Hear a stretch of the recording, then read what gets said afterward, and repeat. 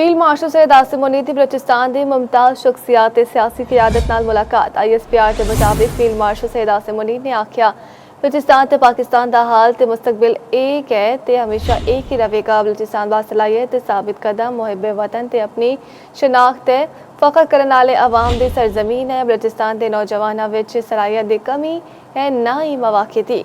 नौजवान मुआशरे दा सब तो मुतारिक ते उम्मीद अफजा तबका ने नौजवानों को बाइख्तियार बनाना ते उन्होंने कौमी तरक्की विच किरदार अदा करने दे मौके फराहम करना पायदार तरक्की लई मरकजी हैसियत रखता है।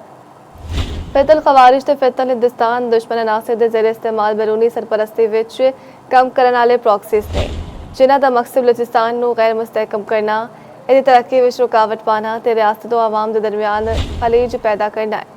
कौम दे इज्तिमाई अज़म ते रियासत दे गैर मुतज़लज़ल पुरअज़म ते फैसला कुन रद्द अमल के जरिए उन्हां मज़मूम अज़ाइम नूं नाकाम बनाया जाएगा।